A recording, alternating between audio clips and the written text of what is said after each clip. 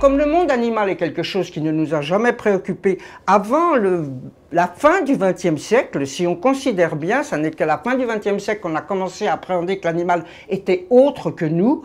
Jusqu'ici, on lui disait « Ah, c'est un instinct, c'est un sixième sens », ce qui ne signifiait absolument rien.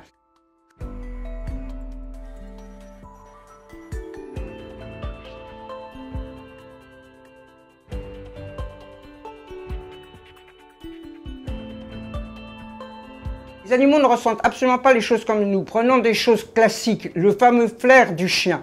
Le chien a par rapport à nous un long museau. Il a énormément de cellules sensorielles olfactives, 200 à 250 fois plus. D'autre part, il a un cerveau qui est tout à fait différent, où il y a une aire olfactive beaucoup plus grande. Et il a un intérêt pour l'odeur que nous n'avons pas. Nous sommes des êtres visuels, lui il est olfactif, donc il est un intérêt par ça. Tout ceci fait qu'il a à peu près de 10 000 à 100 000 fois plus de sens olfactif que nous.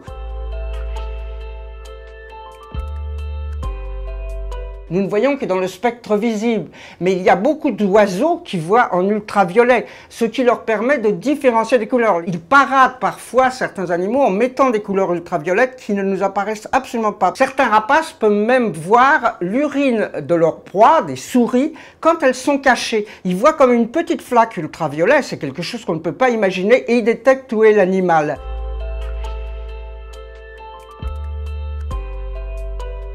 Notre gamme à nous, elle va de 20 à 20 000 Hz, c'est très peu.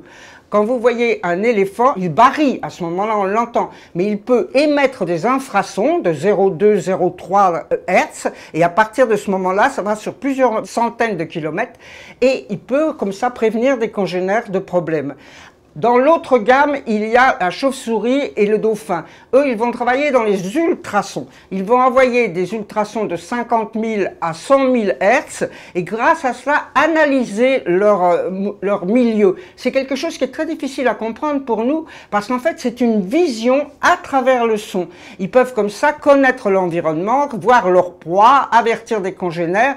C'est des sons que nous n'entendons pas ni en infrason ni en ultrason.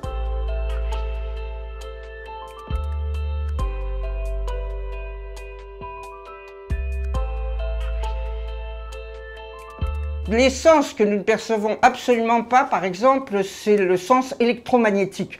La Terre a un noyau ferreux et en tournant, elle crée des ondes électromagnétiques. Nous, nous ne les ressentons absolument pas. Ce sont les oiseaux migrateurs qui les ressentent. Ça semble être inné parce que des animaux comme les coucous, qui ne sont pas élevés par leurs parents, repèrent instantanément les ondes électromagnétiques. Autre chose que nous ne détectons absolument pas, ce sont les sens électriques.